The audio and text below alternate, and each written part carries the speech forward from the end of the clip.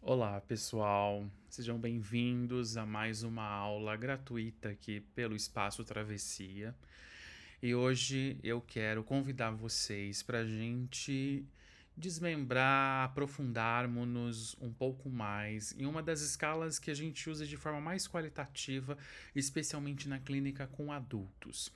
Eu vou mostrar essa escala para vocês, não a partir do documento que vocês mais conhecem, que é o arquivo em PDF da escala, mas sim por meio de uma planilha de aplicação e correção que eu fiz especialmente para vocês.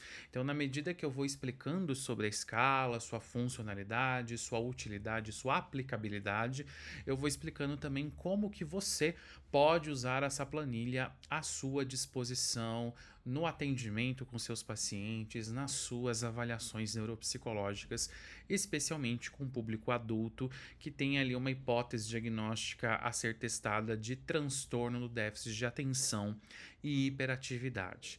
Eu falo da escala DIVA, né, que como a sigla diz em inglês, é a entrevista diagnóstica para o TDAH em adultos.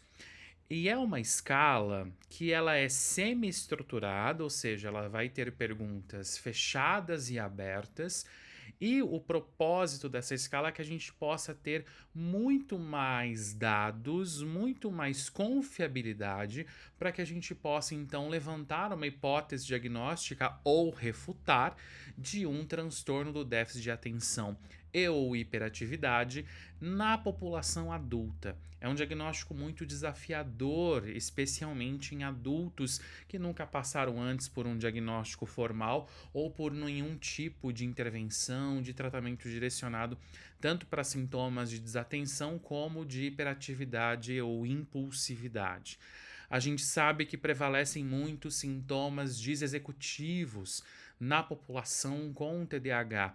E muitas vezes, algumas dessas pessoas que possam ter ali uma eficiência intelectual mais proeminente, ou possam ter um ambiente mais estruturado, um ambiente que faz às vezes de função executiva para essa pessoa pode não manifestar claramente sua sintomatologia ou pode criar vários sistemas de compensação. E aí, o que vai mais pegar para ela em termos de sintomas, em termos de impacto, são desregulações emocionais, ocorrência de elevação de ansiedade, de humor mais oscilante, tendendo à depressão ou à falta de iniciativa, procrastinação, entre vários outros fenômenos emocionais e ou cognitivos que podem impactar a rotina deste paciente. E que o TDAH, a categoria nosológica do TDAH, como o diagnóstico, especialmente na população adulta e idosa, é um grande desafio porque nós não temos, pelo menos até o dia de hoje, né? Eu faço esse vídeo no dia 9 de outubro de 2024. Até a data de hoje, nós não temos nenhum teste neuropsicológico, cognitivo que seja absolutamente específico e sensível para que possamos afirmar que o paciente possa ter TDAH ou não a partir do resultado daquele teste ou daquele conjunto de testes que a gente acaba aplicando para verificar como que está controle inibitório, flexibilidade cognitiva e a atenção e os seus diversos processos ali derivados da capacidade atencional. Então os testes eles não são puros, eles não são sensíveis e específicos. O resultado do teste não condiciona a uma hipótese diagnóstica de TDAH, e então a gente precisa partir para o quê? Para aquilo que a gente tem mais expertise na nossa formação básica, que é a clínica, a exploração de dados clínicos do paciente, a exploração de dados da história de vida do paciente, a exploração de frequência e intensidade de sintomas que esse paciente vivencia no seu cotidiano e que causa sofrimento e disfuncionalidade nele, prejuízos suficientes para que a gente possa apontar ali uma hipótese diagnóstica plausível. Então, é um diagnóstico desafiador. Os instrumentos, pelo menos os mais tradicionais que temos à disposição na avaliação neuropsicológica, não são absolutamente sensíveis e específicos, e a gente precisa explorar muito a nossa observação clínica, a nossa anamnese. E o DIVA, né, a entrevista diagnóstica para o TDAH em adultos, ela vem para instrumentalizar a nossa entrevista com o paciente, a nossa anamnese com esse paciente, a nossa busca de informações sobre a história de vida e sobre frequência e intensidade de sintomas atuais neste paciente.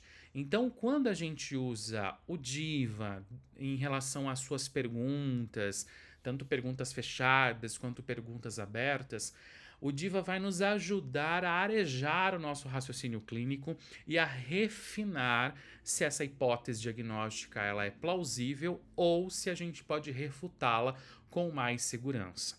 Então eu vou trazer para vocês aqui do que o DIVA é composto. Eu tô usando o DIVA, não, desculpe, a DIVA, né? Porque é a entrevista. Do que a DIVA é composta, quais os eixos de entrevistas que nós adotamos quando a gente aplica a DIVA no paciente, quais os procedimentos que a gente faz com as respostas que o paciente nos fornece, qual a importância também de aplicarmos a DIVA com informantes, coletarmos informações colaterais e quais seriam esses informantes qualificáveis para a gente ter uma informação mais acurada, um dado mais preciso, porque quanto mais preciso for o dado que coletamos da história de vida desse paciente, mais robustez na nossa hipótese diagnóstica a gente poderá fornecer, certo? Então, à medida que eu vou falando da DIVA, eu vou introduzindo vocês em como vocês podem utilizar essa planilha de aplicação e correção no dia a dia de vocês. E quem quiser ter acesso a esse documento, a planilha do Excel, de correção, é um documento totalmente gratuito, acessível a todos vocês, psicólogos, neuropsicólogos, profissionais que trabalham com avaliação neuropsicológica de adultos e idosos.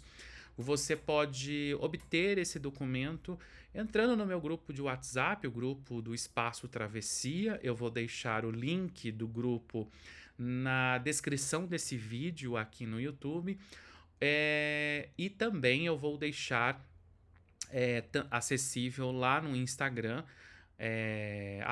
@psi.jean, é o meu perfil profissional no Instagram, que você pode entrar lá, me seguir e você vai ter acesso não apenas a essa planilha, mas a diversos outros documentos, diversos outros materiais de apoio em outras instâncias de outros domínios cognitivos que eu já falei no Espaço Travessia e os que eu vou ainda falar.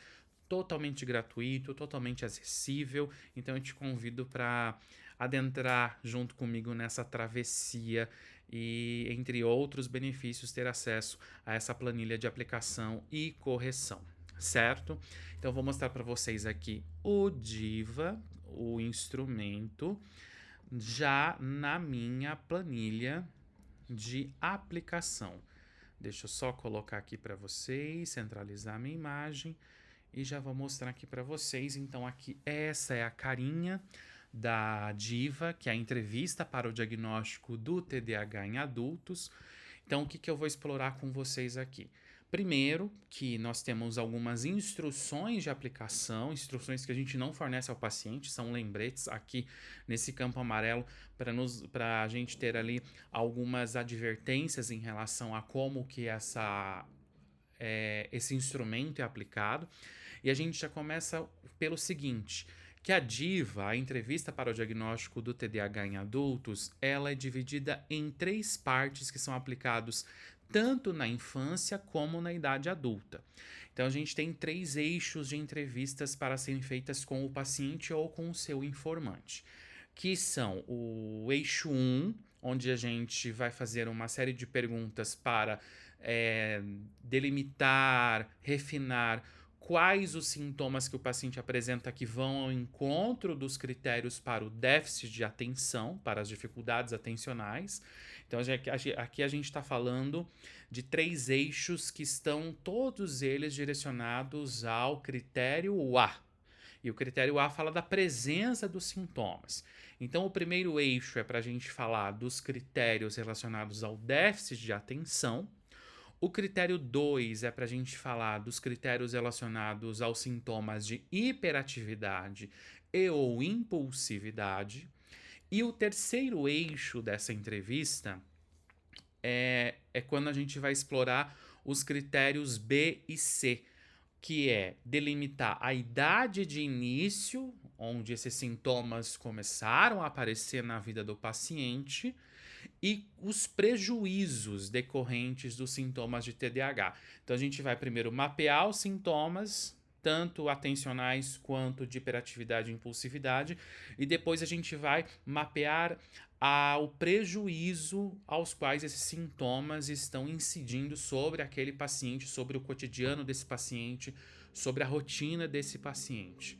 Porque a gente precisa não ter apenas um mapeamento de sintomas, um delineamento de critérios sintomáticos. A gente precisa também saber o quanto que esses sintomas estão impactando a funcionalidade, a saúde mental do paciente avaliado. Então, esse terceiro eixo aqui é o que a gente vai fazer também na Diva, na nossa entrevista.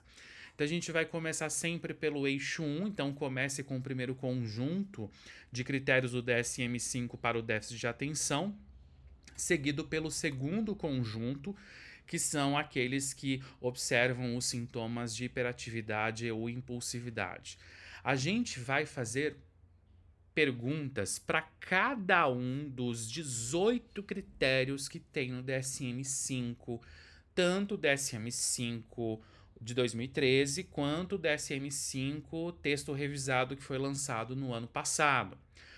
Textualmente, os critérios não mudaram do DSM-5 para o DSM-5 texto revisado. Então, a gente pode utilizar a Diva baseando-se em qualquer uma das versões do DSM-5, tanto o tradicional quanto esse mais novo, que é o texto revisado. E a gente vai ter perguntas para explorar cada um desses 18 critérios dentro do grande critério A. São 9 critérios para déficit atencional e 9 critérios para hiperatividade ou impulsividade. Item por item, subcritério por subcritério. Aí a gente vai, então, perguntar sobre a idade adulta. A gente sempre começa, entrando em cada subcritério, perguntar no momento presente quais os sintomas, se aquele sintoma daquele subcritério está presente nos últimos 6 meses ou mais tempo, atualmente, na vida daquela pessoa que estamos avaliando. E depois a gente vai fazer a mesma pergunta sobre o mesmo sintoma na infância, especialmente numa faixa etária que compreende entre os 5 e os 12 anos de idade. Então, gente, aqui tem o grande pulo do gato da Diva, que ela vai nos fornecer ferramentas para explorarmos com o nosso paciente, com os informantes, os critérios diagnósticos do TDAH, tanto na vida adulta quanto na infância. E a gente precisa explorar a infância desse adulto ou desse idoso que estamos avaliando para essa hipótese diagnóstica, porque o TDAH ainda é considerado, continuará sendo considerado, a partir dos estudos mais atuais que nós temos, um transtorno de neurodesenvolvimento. Ou seja, um transtorno que invariavelmente vai expressar seus sintomas, por mais sutis que eles possam ser, desde a primeira infância. Desde a infância, e isso vai se arrastando ao longo da vida desse paciente. Então a gente precisa ter ferramentas para explorar com esse adulto sintomas de TDAH na sua infância e adolescência, para que esse diagnóstico seja mais robusto, seja mais seguro de ser hipotetizado para aquela pessoa que estamos avaliando. Então a gente vai fazer, entramos no subcritério, a gente vai fazer uma pergunta em relação àquele sintoma na idade adulta, especificamente em relação aos últimos 6 meses, e aquele sintoma na infância, especificamente nas idades entre 5 e 12 anos. A gente vai ler cada pergunta e a gente vai perguntar à pessoa entrevistada se ela reconhece esse sintoma e pedir que ela livremente, então a pergunta é aberta, a gente vai pedir que ela livremente forneça exemplos para a gente. Aqui, pessoal, uma questão super importante sobre a diva. Uma questão super importante. A diva é uma entrevista que a gente precisa evitar com que ela seja respondida de maneira solitária pelo informante ou pelo paciente. Então eu sei que a gente tem muitas vezes a tendência de mandar alguns questionários para o paciente responder ou na nossa recepção ali da clínica ou então em casa. E aí ele pode trazer o formulário respondido depois ali numa outra sessão, num outro dia. A gente precisa evitar que isso aconteça com a diva, porque a diva não é uma escala, a diva não é um formulário de respostas, a diva é uma entrevista semi-estruturada, é um roteiro de perguntas que vai nos instrumentalizar nesse diagnóstico. Então, como ela é uma entrevista, um instrumento para entrevista, a gente precisa usar a diva em consultório, na presença do paciente, seja em loco, seja num atendimento presencial físico, ou seja num atendimento online, no atendimento à distância. O paciente não precisa ter acesso ao documento da diva, ao PDF da entrevista ou ao roteiro de perguntas. Esse roteiro fica com a gente e a gente vai ali direcionando a entrevista, perguntando ao paciente, ele livremente vai respondendo para a gente a partir da pergunta feita em cada subcritério desse grande critério A, que são os sintomas de desatenção e hiperatividade ou impulsividade. Então, prestem muita atenção com o manejo da diva no protocolo de avaliação de vocês, porque é fundamental que a diva seja aplicada com o paciente de forma síncrona, de forma tanto presencial quanto online, mas síncrona, não de forma assíncrona, certo? Então, feito esse lembrete, então a gente vai perguntar para ele, ele vai responder livremente e a gente vai pedir para ele fornecer exemplos para a gente. E a gente vai fazer uma marcação desses exemplos que ele vai nos fornecer, certo? Caso, por exemplo, ele não forneça exemplos espontaneamente, a gente então vai poder dar os exemplos que tem no protocolo. E eu vou mostrar já já para vocês que cada pergunta tem exemplos de resposta, exemplos de situações cotidianas, tanto na infância quanto na vida adulta, em que aquele sintoma pode vir a se manifestar. E aí, se o paciente ele se vê naquele sintoma, se vê naquele exemplo, ele vai dizer para você que é possível, você vai marcar, vai dar um check naquele exemplo como plausível da apresentação daquele sintoma no dia a dia daquele paciente, certo? Para que um problema de comportamento ou sintoma seja assinalado como presente, o problema deve ocorrer mais frequentemente ou em nível mais grave do que habitual em um grupo de pares com idade ou QI similares, ou estar intimamente associado às deficiências, caso ele tenha alguma comorbidade, alguma dificuldade ali comórbida, certo?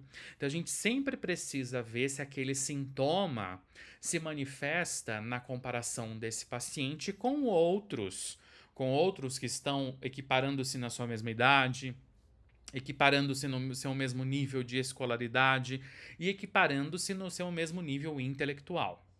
É importante para a gente entender qual é a intensidade que o exemplo desse sintoma no dia a dia se manifesta na vida do paciente, certo?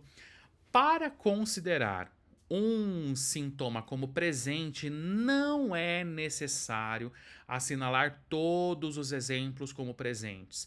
O objetivo é que a gente obtenha uma imagem clara da presença ou da ausência de cada critério. Vocês vão ver que cada pergunta pode ter 6 exemplos, 8 exemplos. O paciente não precisa ter todos os exemplos, se familiarizar com todos os exemplos que você der para ele. Ele pode se familiarizar com 2, mas esses 2 são tão intensos na rotina dele, são tão frequentes ou foram tão intensos na infância dele, que essa intensidade e frequência desse exemplo acontecendo no dia a dia dele já é suficiente para a gente dizer que aquele sintoma realmente esteve ou está presente na vida dele. Os exemplos são apenas formas ilustrativas que aquele critério é aplicado no dia a dia, que aquele critério aparece, que aquele sintoma aparece no dia a dia daquele paciente. Então ele não precisa preencher todos. A gente precisa verificar com muito cuidado com o paciente o quão intenso, o quão frequente que aquele exemplo de sintoma, que aquele exemplo de manifestação da dificuldade apareceu no dia a dia dele. Ou aparecia ou aparece atualmente, certo? Se é intenso e frequente, a gente marca então que o sintoma está presente.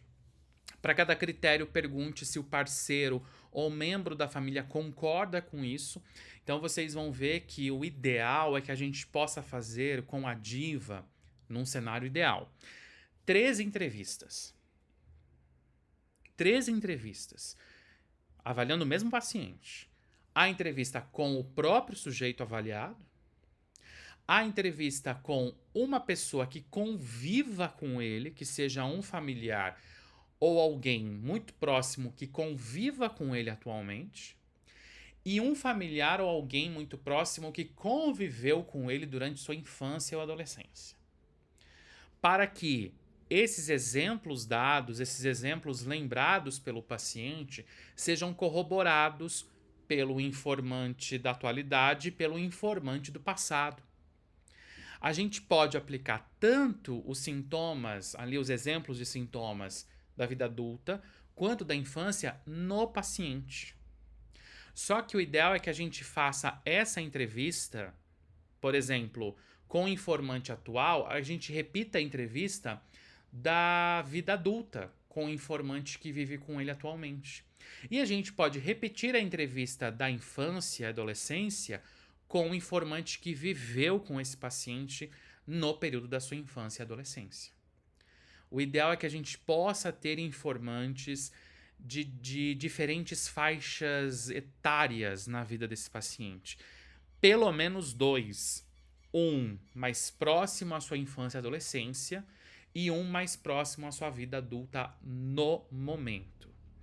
A gente não é que seja obrigatório, mas vocês vão ver que a gente pode dar mais confiabilidade, mais segurança no levantamento da hipótese diagnóstica, se as informações que o nosso paciente nos dá podem ser confirmadas pelos informantes. Tanto os informantes do passado para confirmar as informações da infância, quanto os informantes atuais para confirmarem as informações prestadas pelo paciente na sua vida adulta, certo? O clínico tem que usar o seu julgamento a fim de determinar a resposta mais precisa. E se as respostas entram em conflito umas com as outras, a regra é considerar o paciente o melhor informante. Então, a gente vai se deparar cotidianamente com informantes que se contradizem ou informantes que contradizem o paciente. A gente precisa adotar muita cautela nesse tipo de cenário. Por quê? Se os informantes estão prestando ali dados que não confirmam o que o paciente nos deu, a gente vai levantar a hipótese com muito mais cautela. Ou a gente pode repensar a própria hipótese diagnóstica de TDAH. A gente precisa verificar qual é o nível de confiança que nós temos sobre as respostas que o paciente está nos dando, porque ele pode estar sendo movido por um grau de desejabilidade social e manipulando conscientemente suas respostas. Ele pode ter ali ganhos secundários a partir do tipo de resposta espontânea que ele vai fornecer para você. Ele pode, e assim, de forma não consciente, de forma não voluntariosa, ele pode não estar tendo plena consciência, pleno acesso à intensidade e à extensão dos seus déficits, das suas dificuldades, e aí por um desconhecimento ele não vai colocar para você que aquilo é muito grave, que aquilo é muito intenso ou que aquilo é muito frequente. Então, por uma série de razões, os comentários, os dados fornecidos pelo paciente podem ser colocados em xeque. A gente precisa analisar isso com cuidado. Ou a gente pode também estender isso aos informantes. A gente precisa entender qual é o nível de confiança que nós vamos obter das respostas que esses informantes vão nos fornecer. Então, a nossa clínica é soberana até mesmo para que possamos dar pesos ou iguais ou diferentes às informações prestadas pelo paciente e pelos seus informantes colaterais, certo? A gente também pode ter acesso a dados do período de escolarização do paciente, então a gente pode pedir relatórios escolares, boletins da vida escolar do paciente. A gente pode consultar se ele tiver arquivado cadernos, provas anteriores, alguns tipos de pareceres que a escola forneceu para os pais desse paciente, se ele tem algum tipo de arquivo de documentos escolares que ele possa trazer para que a gente possa estudar, para que a gente possa analisar esses relatórios. Porque muitos dos primeiros sintomas, das primeiras ocorrências sintomatológicas do TDAH na infância ocorre na vida escolar, ocorre no processo de escolarização. E a vida escolar, o ambiente escolar, pode fornecer informações muito ricas, não apenas sobre o desempenho acadêmico do paciente, mas sobre o perfil comportamental desse paciente em sala de aula, fora de sala de aula, no desempenho acadêmico mais diretamente ali ligado a notas, ligado a conseguir passar ou não de ano com facilidade ou não. Então a Diva também permite que a gente possa dar confiança às respostas do paciente, ou dizer que aquele sintoma está presente, ou dizer que aquela área foi prejudicada pelos sintomas de TDAH, a partir dos relatórios baseados na vida escolar daquele paciente.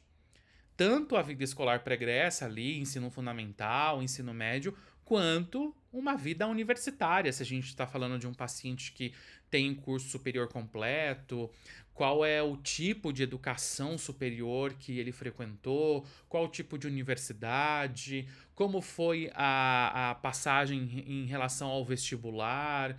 Então, todos esses dados da vida acadêmica do paciente são muito úteis e pode nos dar muitas informações que os informantes, que os familiares, amigos, cônjuges, namorados, etc., podem não conseguir fornecer. Então a gente pode aproveitar essa fonte bibliográfica e biográfica de informações para embasarmos a nossa definição de critérios diagnósticos na Diva. Então a Diva não é apenas uma entrevista que arrola uma série de perguntas para a gente fazer com o paciente. Ela vai também nos provocar a tomar essa decisão clínica. Será que esse critério realmente está presente quando eu escuto o paciente, quando eu escuto a mãe dele, quando eu escuto a namorada dele e quando eu vejo os boletins dele, os relatórios escolares dele? Dá para confiar que esse sintoma está presente? Com essa informação a mais, eu posso dar mais nível de confiança a esse meu julgamento clínico. Aí a gente precisa ver se os sintomas presentes causam prejuízo em pelo menos 2 contextos ou 2 ambientes distintos que essa pessoa convive. Então a gente vai poder mapear uma série de áreas, de contextos e exemplos de prejuízos que esse paciente vai se identificar na nossa entrevista. E aí a gente termina a entrevista. Quando a gente termina de explorar quais os ambientes e contextos que essa pessoa teve prejuízo a partir dos seus sintomas, a gente encerra a entrevista e a gente faz então um resumo dos sintomas, tanto de déficit de atenção quanto de hiperatividade e impulsividade. E a partir de agora, então, vou explicar para vocês na planilha como que a gente vai lançar esses resultados e como que a gente vai interpretá-los ao final. Então, em seguida, vocês percebam que a gente tem uma instrução verbal que vocês podem se sentir à vontade para ler ao paciente antes de vocês começarem a Diva, a aplicação da Diva, ou podem, num texto livre, numa demanda livre, vocês podem também dar essa instrução ao paciente. Aqui tem os dados, que são células que estão habilitadas para vocês preencherem, então vocês vão preencher com os dados do paciente, que vocês estão avaliando, certo? Lembrando, pessoal, que essa planilha ela está protegida na maior parte das células para evitar com que a gente esbarre, digite alguma coisa numa célula que não é para ser digitada, porque algumas células têm fórmulas. Vocês vão ver que o preenchimento é muito fácil, é muito intuitivo e que ao final as respostas que vocês vão dar aqui na entrevista vão gerar o resumo de sintomas de maneira automática e gerar exemplos de gráficos de sintomas que vocês podem ilustrar no laudo de vocês. Então vocês vão preencher os dados do paciente aqui, ou se tem um informante, qual é o nome do informante, a relação desse informante com o paciente, se é um amigo, se é cônjuge, se é mãe, se é pai, se é o chefe no trabalho. Então vocês vão colocar essa relação aqui do informante com o paciente e a gente começa então de fato avaliando o critério A, especificamente avaliando os 9 subcritérios para sintomas de déficit de atenção.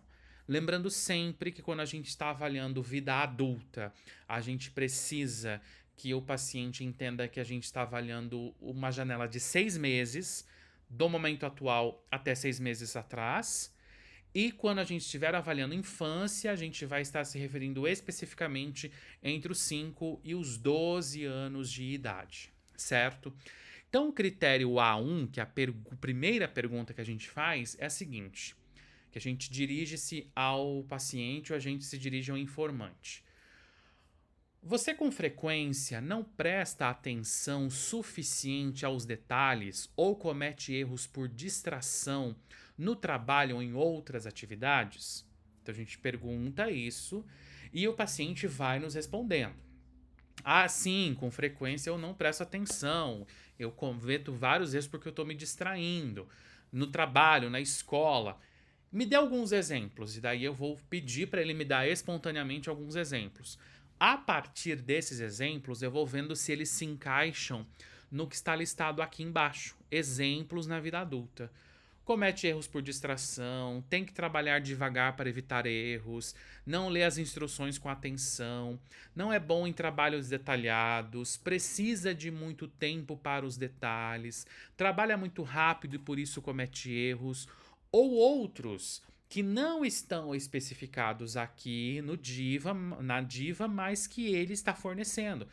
Ah, eu deixava tudo para a última hora, ou eu não conseguia trabalhar com 2 telas ao mesmo tempo. E aqui é um campo que você pode escrever o que o paciente está te fornecendo, caso você acha que os exemplos que ele está dando não se encaixe nos exemplos que estão na Diva já colocados.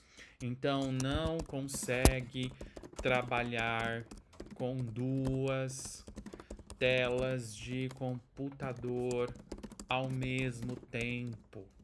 E assim por diante. Você pode colocar aqui, certo?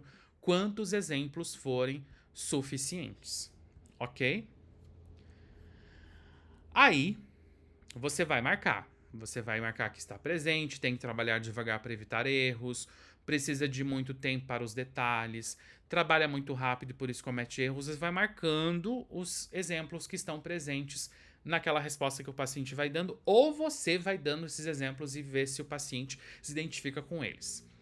Percebeu no seu julgamento clínico que os exemplos são frequentes, acontecem com bastante frequência nos últimos 6 meses, geram impacto ao cotidiano do paciente e são intensos, a gente vai marcar então que o sintoma está presente. A gente vai clicar aqui, dar um checklist ali no sim e marcar que o sintoma está presente.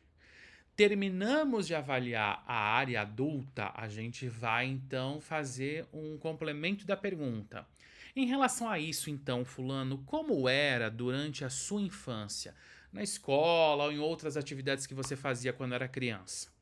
E você vai pedir a mesma coisa, que ele diga se ele cometia erros por distração na infância, ali na escola, em outras atividades infantis, e que ele dê exemplos.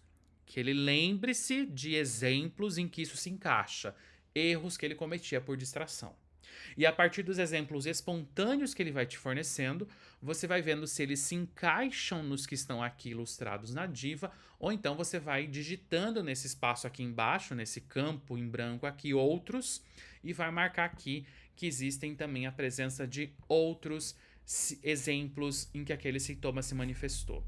Então, por exemplo, aqui o paciente sim diz que cometia erros nos trabalhos, cometia erros devido a uma leitura errada das perguntas em uma prova, deixava sem responder as perguntas do verso da página das provas, e que esses sintomas, esses exemplos eram frequentes, aconteciam de forma repetida na vida do paciente e eram intensos a ponto de causar prejuízo.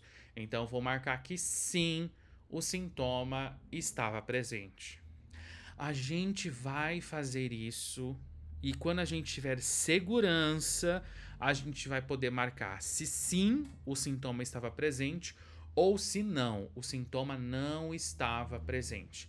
A gente vai fazer isso com cada um dos 18 critérios. Os 9 de desatenção, a gente vai sempre marcar a partir das perguntas livres, abertas que a gente vai fornecer para o paciente. Então, por exemplo, o critério A2 fala: você com frequência tem dificuldade em manter-se concentrado durante as tarefas? E durante a sua infância? Vamos pedir para ele exemplos sobre capacidade ou não de se manter concentrado. E a partir da intensidade e frequência, a gente vai dizer se o sintoma nós vamos apontar aqui, não é o paciente. A partir dos exemplos que ele listar, nós vamos determinar se o sintoma estava presente ou não. Aí a gente vai descendo aqui a planilha. Critério A3, terceira pergunta. Você com frequência parece não estar ouvindo quando alguém lhe dirige diretamente a palavra? A gente vai ver se o paciente tem exemplos. Ah, pode ser que acontecia ou acontece uma vez ou outra. Tem dificuldade de se concentrar numa conversa, mas não aparece mais nenhum outro exemplo em relação a esse critério. E esse exemplo não é tão frequente, então eu posso dizer que não, que o sintoma não está presente, mas que pode ser que ele estivesse presente na infância, porque haviam mais exemplos em que esse parecer não estar ouvindo quando alguém falava com a pessoa se manifestava.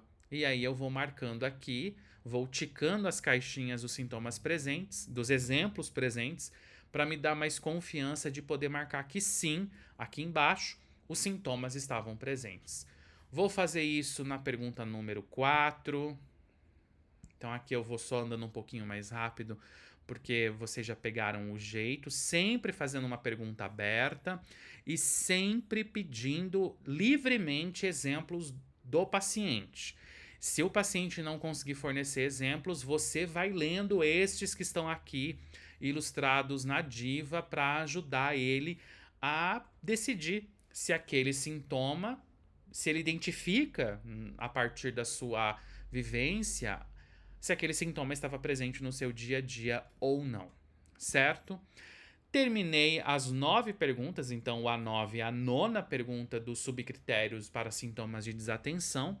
Eu vou então perguntar sobre os sintomas de hiperatividade e impulsividade, que são os 9 subcritérios seguintes. Aqui a gente vai usar critério H/I, né? Hiperatividade ou impulsividade. Por exemplo, a primeira pergunta desse subcritério é: você com frequência mexe de forma irrequieta as mãos e os pés ou remexe-se na cadeira quando está sentado? Ah, eu balanço as pernas muito, eu bato com a caneta, eu brinco com qualquer coisa. Eu consigo controlar a inquietação, mas isso faz com que eu fique cada vez mais tenso. Eu me seguro, mas isso me deixa tenso. E isso acontece todo dia. Isso acontece em vários lugares. Então, vou marcar que sim, o sintoma está presente. Vou também perguntar a mesma coisa ali na infância, a partir das memórias que o paciente vai conseguindo me trazer. E a partir da intensidade e frequência que ele me relata, eu posso marcar que o sintoma estava presente ou não.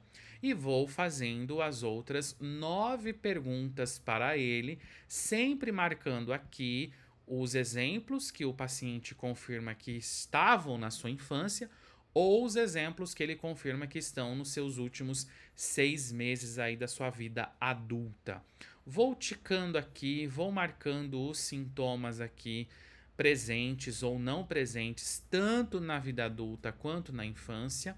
E aí eu terminei esse primeiro eixo da diva. Agora a gente vai para o segundo eixo, que é o eixo de... Desculpe, o segundo não, o terceiro. O primeiro eixo é sobre a atenção, o segundo eixo é sobre hiperatividade ou impulsividade, e o terceiro eixo é sobre os prejuízos que os sintomas podem vir a causar na vida desse paciente, que são os critérios B, C e D do DSM-5.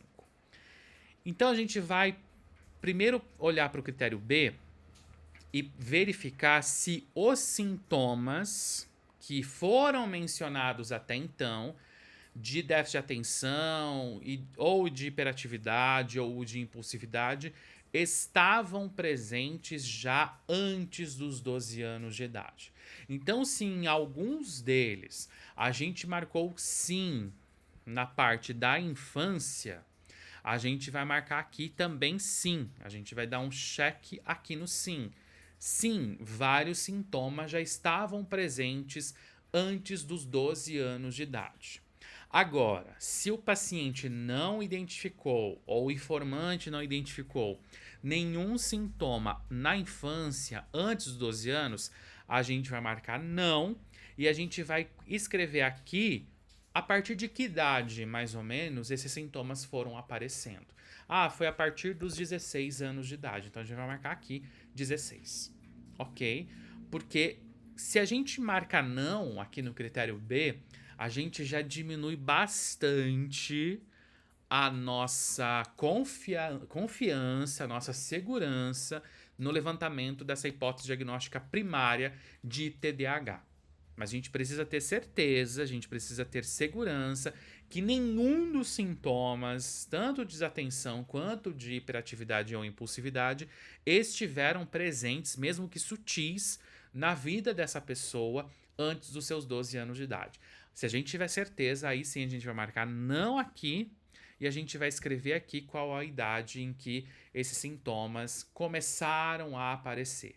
Já que ele está listando alguns sintomas que estão acontecendo com ele na vida adulta, a partir de que idade esses sintomas, então, começaram a aparecer, ok?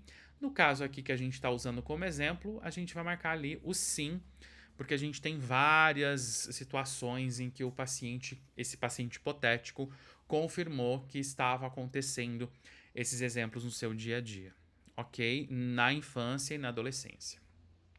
Aí a gente vai olhar o critério C do DSM, que é agora sim verificar quais ambientes, quais contextos o paciente teve prejuízos com esses sintomas que ele relatou. Sintomas tanto de desatenção quanto sintomas de hiperatividade ou impulsividade. E aqui a gente tem a mesma coisa, ó, idade adulta, infância e adolescência. E depois, na segunda linha, a gente vai ter a área em que a gente vai pedir exemplos para ele. Na área do trabalho, já que a gente está falando da vida adulta, você teve problemas com sintomas de desatenção, de hiperatividade ou de impulsividade? Sim, eu tive. Me dê alguns exemplos que esses problemas aconteciam. Ah, eu não consegui me formar, eu não consegui concluir o curso superior, eu sempre fico farto de uma função no trabalho, eu me canso em qualquer trabalho que eu faço lá na minha empresa, eu nunca consegui promoções no meu trabalho, sempre estou no mesmo cargo desde quando eu entrei há alguns anos. Eu tendo a sair dos empregos porque eu discuti com alguém, porque eu briguei com alguém, porque eu não consegui seguir as regras que eu fui submetido naquela empresa. Ou porque eu tinha um prejuízo mais limitado, porque eu conseguia compensar com a minha inteligência. Ou o QI, a gente tem esse julgamento de que o QI elevado do paciente compensava prejuízos que ele poderia ter no trabalho. E outros, né? E outros que podem acontecer. Ou então ele pode ter tido um prejuízo limitado porque ele tinha um ambiente estruturado, tinham pessoas que faziam coisas para ele, que ajudavam a organizar o seu ambiente. Por isso esse prejuízo não era tão aparente, mas ele reconhece, ou os informantes reconhecem, que ajudavam muito ele, que ele tinha ali um ambiente muito estruturadinho, muito redondinho, que ele não precisava se esforçar tanto para trabalhar ou se esforçar tanto para produzir. E a gente vai então, a partir desses exemplos e do quanto que eles foram intensos e frequentes, a gente vai marcar se sim, se o contexto do trabalho foi afetado ou não, se o contexto do trabalho não foi afetado. A gente vai marcar aqui. E a mesma coisa a gente aplica na infância. Então, mais especificamente aqui no contexto da escola. Ah, um paciente que repetiu de ano sempre porque tinha questões de desatenção, de falta de concentração, precisou no seu histórico escolar de muito mais anos de estudo para terminar a formação, tinha dificuldades em fazer lição de casa desde o primeiro, segundo ano do ensino fundamental, recebia comentários negativos dos professores sobre seu comportamento, sobre sua concentração, e isso era sempre, todo ano isso se repetia. Então, pela intensidade e pela frequência, a gente marca que também o contexto da escola foi afetado pela presença dos sintomas de desatenção e ou hiperatividade. O segundo contexto é o contexto de relacionamentos e ou vida familiar. Relacionamentos com as pessoas, relacionamentos com colegas de trabalho, relacionamentos com amigos, relacionamentos com membros da família. O quanto que, por exemplo, os sintomas de impulsividade, os sintomas de falta de concentração contribuíam ou contribuem com prejuízos nos relacionamentos que essa pessoa tem, tanto na sua vida adulta quanto os que ela tinha quando criança, ali na família, discutia muito com os irmãos, era frequentemente castigado, apanhava. E isso a gente pode marcar que esse contexto, sim, era afetado pela ocorrência dos sintomas de desatenção, hiperatividade ou impulsividade. Próxima área, interações sociais. Aqui a gente também tem exemplos que a gente vai perguntar para o paciente quais exemplos que ele forneceria para ilustrar os prejuízos nas suas interações sociais, tanto na vida adulta quanto na infância. Tempo livre, atividades de lazer, hobbies, se a desatenção, a impulsividade ou a hiperatividade prejudicava ele no uso do seu tempo livre, nas suas atividades de lazer, e que exemplos que ele pode fornecer prejudicando sua vida adulta e o que prejudicava a sua infância. E o último contexto que a gente avalia como sendo de prejuízo ou não é em relação à sua autoconfiança, à sua autoimagem. O quanto que a gente percebe, ou o próprio paciente percebe, ou o próprio informante percebe que ele é inseguro quando ele recebe comentários negativos, quando ele tem um grau muito elevado de perfeccionismo, porque ele sabe que se ele errar, ele vai receber muitas críticas, então ele precisa se policiar de antemão para não receber essas críticas pela sua procrastinação ou pela sua falta de concentração. Um sentimento contínuo de tristeza, de anedonia pelos sintomas de desatenção e hiperatividade. E a gente vai marcar se sim ou não esse contexto está sendo afetado na vida adulta ou na infância, certo? Vocês vão ver então que quando a gente termina de fazer essas perguntas em relação aos prejuízos no contexto da autoconfiança e da autoimagem, a entrevista termina. Então tá aqui, ó, fim da entrevista. Então a gente termina os procedimentos com o paciente ou com os informantes. A gente marca nessas caixinhas, principalmente as caixinhas do contexto afetado, se ele estava ou não afetado, e lá nos primeiros eixos, se os sintomas estavam presentes ou não. Nosso único trabalho é marcar essas caixinhas, tá? E depois vocês vão ver que automaticamente vocês não vão precisar preencher. Existe ali uma resposta à pergunta se há evidência de prejuízo em 2 ou mais contextos, tanto na vida adulta quanto na infância. Se vocês marcaram pelo menos em 2 contextos sim, ele estava afetado, aqui já vai aparecer sim. Agora, se vocês não marcaram em pelo menos 2 contextos o sim, aqui vai aparecer não. Não na vida adulta ou não na infância. Terminou a entrevista. Quando vocês terminarem a entrevista, vocês vão então olhar aqui embaixo no canto inferior esquerdo da planilha, onde eu estou aqui com o ponteiro do mouse, uma outra aba que vai se chamar Resumo dos Sintomas. Essa aba já vai estar quase totalmente preenchida. É esta aba aqui, Resumo de Sintomas de Atenção e ou Hiperatividade. Então, o que eu tenho aqui? Eu tenho todas as perguntas, todos os subcritérios de desatenção que eu perguntei ao paciente, fornecendo exemplos para ele, ou ele me dando exemplos. Todas as 9 perguntas dos 9 subcritérios que eu fiz com o paciente sobre hiperatividade e ou impulsividade. E a partir das marcações que eu fiz, se o sintoma estava ou não presente, eles vão estar resumidos aqui, ó, presente na vida adulta e presente na infância. E vão contar para mim quantos dos subcritérios foram atendidos na vida adulta e quantos dos subcritérios foram atendidos na infância, tanto para os sintomas de atenção quanto para os sintomas de hiperatividade e impulsividade. E aqui embaixo a gente vai ter então uma pontuação final, que é um resumo dos critérios e o levantamento da hipótese diagnóstica. Então o critério A vai fazer ali 3 perguntas. Vários, pelo menos 3 ou mais, sintomas estão presentes em atenção e ou hiperatividade e impulsividade na infância? Aqui já está marcado sim. Aqui você nem precisa mexer, não vai precisar digitar nada. Porque ele já verificou que você marcou na entrevista pelo menos 3 critérios em que os sintomas estavam presentes. Em que os exemplos que o paciente te deu foram frequentes e intensos a ponto de você, clínico, fazer o seu julgamento e marcar que sim, o sintoma estava presente. A segunda pergunta é: o número total de características de atenção é igual ou maior que 5 na idade adulta? Sim, é maior ou igual a 5. Tanto é que se a gente for ver aqui, foram 7. Aqui, ó. Presentes na vida adulta, total de sintomas de atenção, foram 7. Se aparecer aqui 5, 6 ou 7, essa resposta aqui já vai ser fornecida aqui na segunda pergunta do critério A. O número total de características foi de 7, então superou o mínimo, que é 5. A resposta é sim.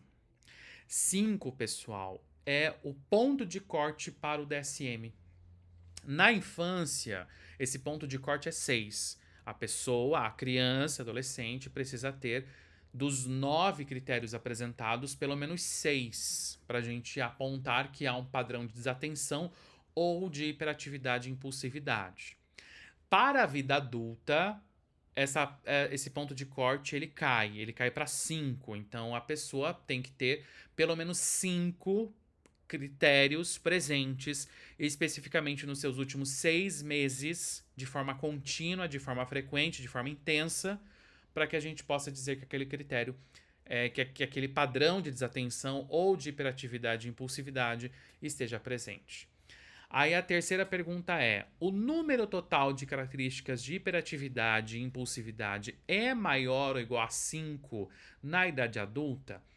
Pela planilha que a gente preencheu, para a entrevista que a gente fez aqui, a resposta sugerida foi não. E realmente, se a gente olha aqui para os sintomas presentes na vida adulta de hiperatividade e impulsividade, eles totalizaram 4. Então não atingiu o ponto de corte, logo o número total de características não é o suficiente para atender ao critério de hiperatividade. Agora vamos para o critério B aqui, ó. Há sinais de um padrão de sintomas ao longo da vida começando antes dos 12 anos de idade? Sim.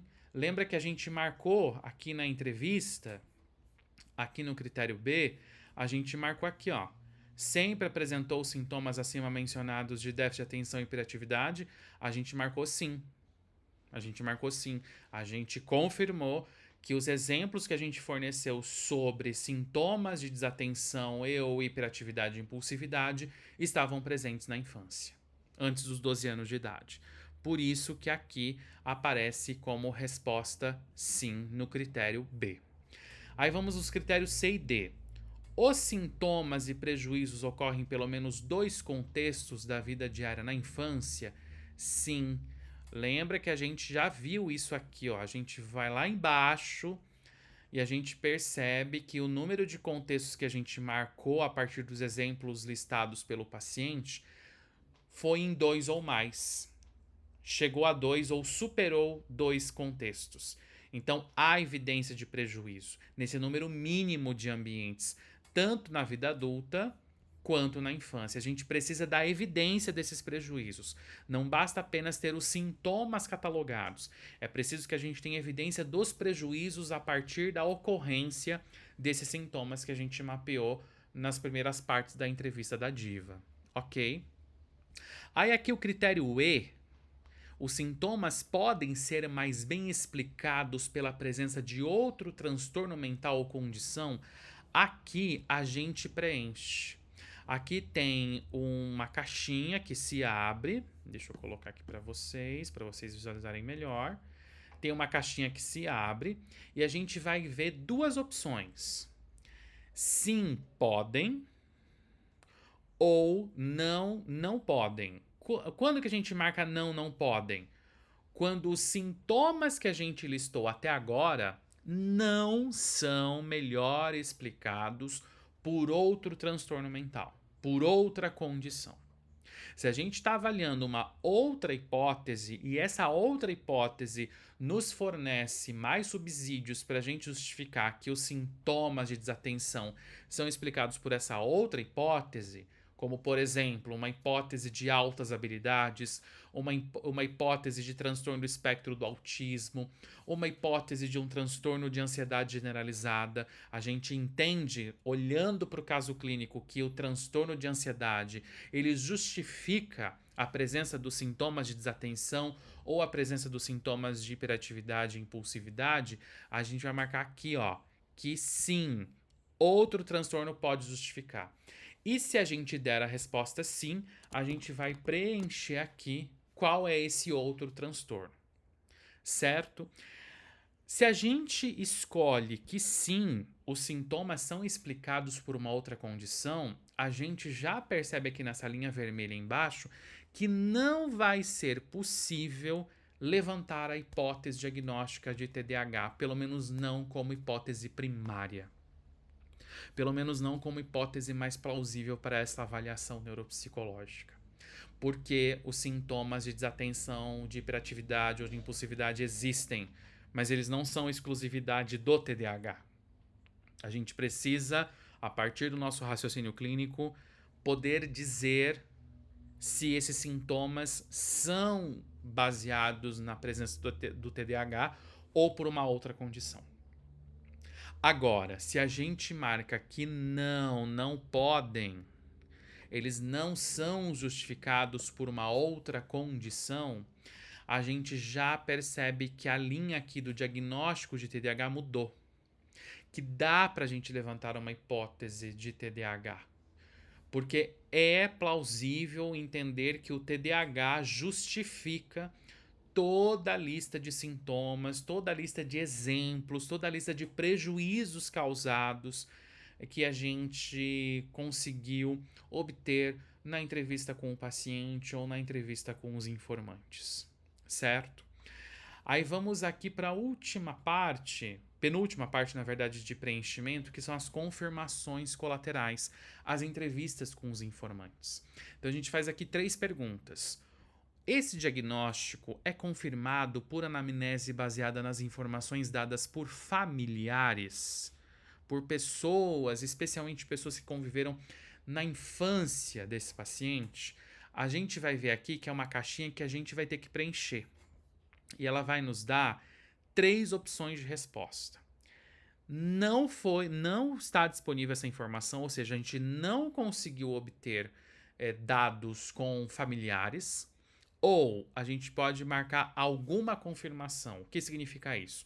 Que os dados que a gente obteve com esses familiares foram dados que não são 100% confiáveis ou não são bons informantes. Algumas informações são contraditórias, outras podem ser confirmadas com o que a gente pegou do paciente, com o que a gente observou ao longo da avaliação. Então, quando a gente tem dúvida sobre a confiabilidade das respostas fornecidas por esse informante familiar, que é mais específico ali da vida infantil do paciente, a gente vai colocar aqui houve alguma confirmação. Não foi confirmação plena, mas houve alguma confirmação.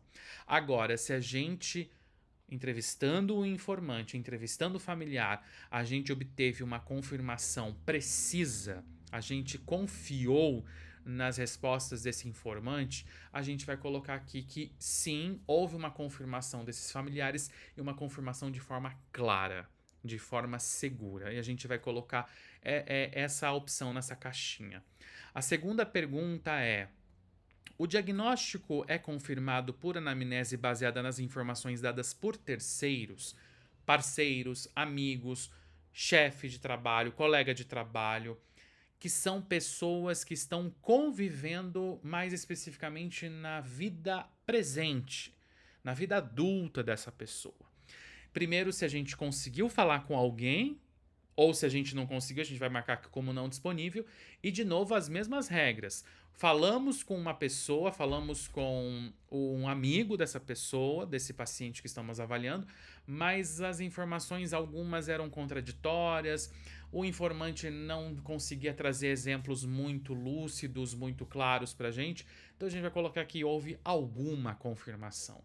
Agora, se o informante, se esse amigo trouxe informações precisas, seguras, a gente vai marcar que houve uma confirmação clara dessas informações fornecidas por terceiros.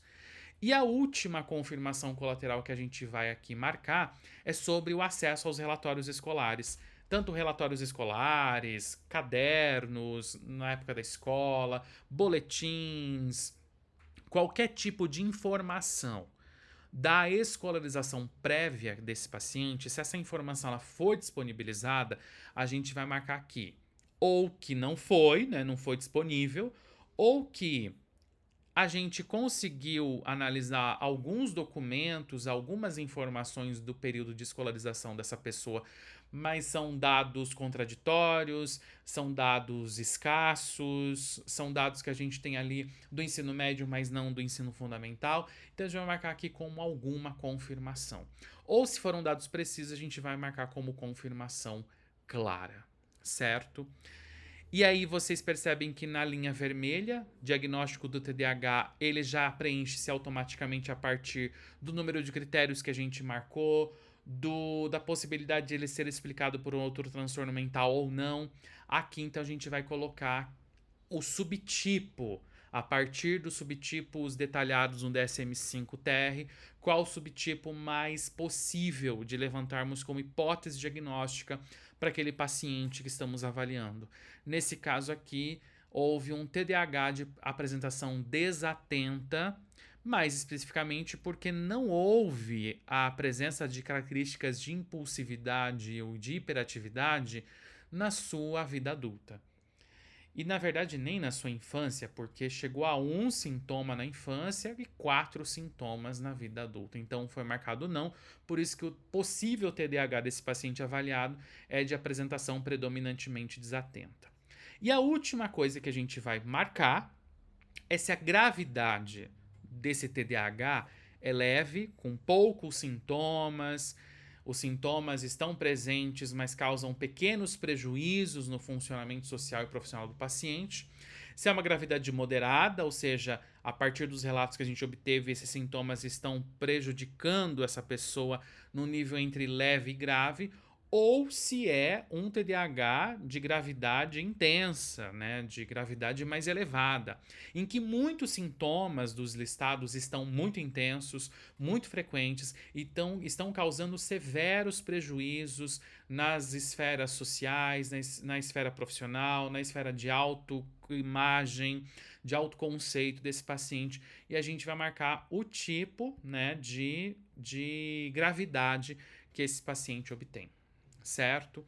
A última informação aqui é a partir dos dados de confirmação colateral. Veja, a gente tem duas confirmações colaterais aqui que a gente apontou como confirmação clara. E aí o recado que a planilha fornece para você é o seguinte: a hipótese diagnóstica pode ser apontada com segurança, pois há confirmações colaterais satisfatórias. Se a gente tivesse, por exemplo, aqui um informante atual que a gente não teve muita segurança nas informações que ele deu, vocês percebem que a frase mudou ali, ó. A frase mudou para atenção. A hipótese diagnóstica deve ser adotada com alguma cautela, já que nem todas as confirmações colaterais necessárias foram obtidas nesta avaliação. Então veja que aqui a gente já vai ter um pouco de cautela, a gente vai levantar a hipótese, mas com cautela, porque a gente não conseguiu ter fontes colaterais de informação confiáveis. A gente está muito dependente apenas das lembranças da pessoa avaliada, apenas do que a pessoa avaliada está filtrando para nos dizer. Agora, quando a gente não consegue falar com ninguém, aí veja que a frase muda muito. Se a gente não consegue ter nenhum tipo de acesso a relatórios escolares, se o paciente não libera a gente para falar com nenhum informante, ou se não tem, nem da sua vida pregressa, nem da sua vida atual, veja o recado final.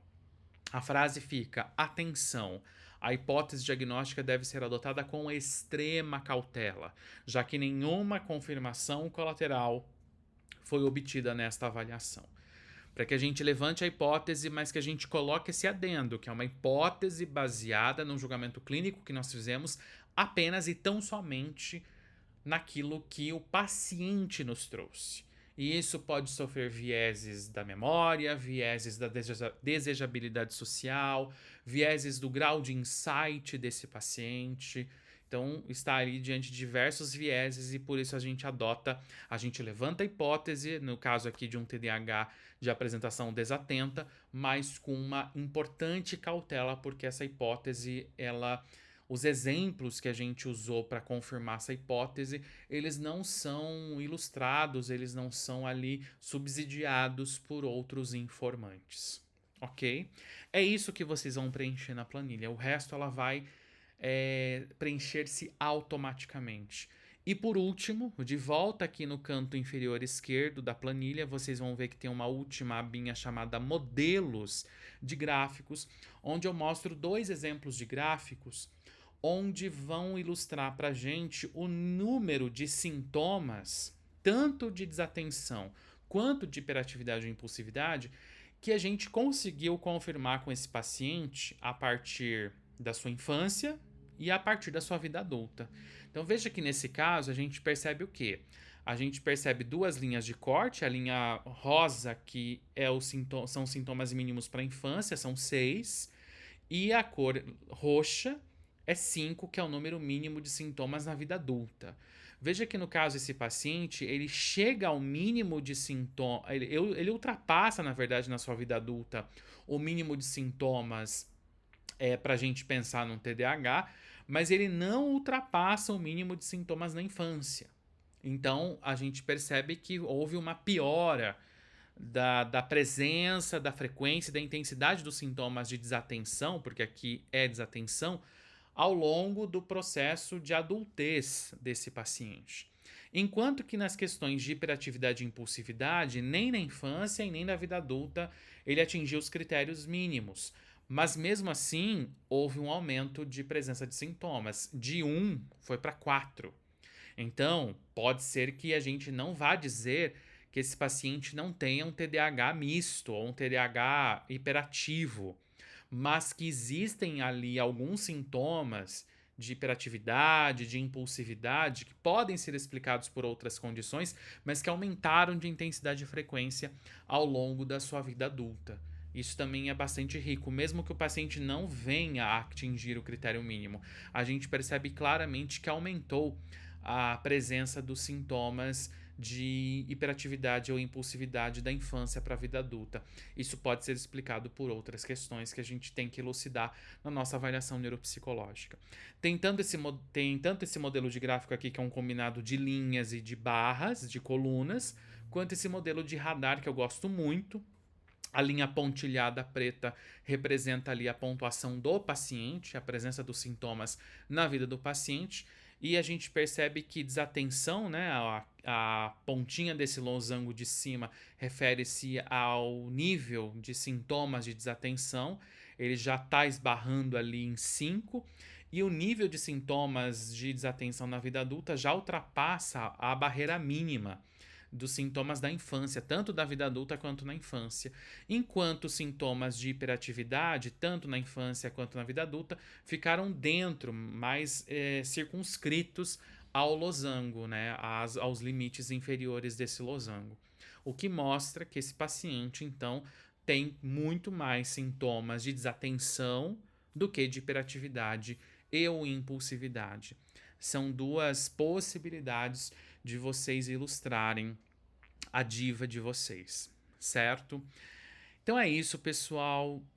Se vocês ficaram com alguma dúvida, com alguma questão em relação ao preenchimento da planilha, pode entrar em contato comigo. Como eu falei para vocês, eu vou deixar o link de acesso ao grupo de WhatsApp do Espaço Travessia aqui na descrição desse vídeo. Podem entrar em contato comigo a qualquer momento, lá no grupo, ou pelo WhatsApp, ou pelo direct do Instagram. Vou repetir aqui a minha arroba no Instagram, é @psi.jean, Jean com G, tá? E eu agradeço vocês, agradeço aqui a permanência de vocês no Espaço Travessia. Convido vocês a estarem atravessando comigo outros conhecimentos, desbravando outras áreas, conectando áreas diversas de conhecimento e usando os recursos da nossa prática neuropsicológica a favor do paciente, a favor de uma prática de fato interdisciplinar. Muito obrigado e até uma próxima, pessoal.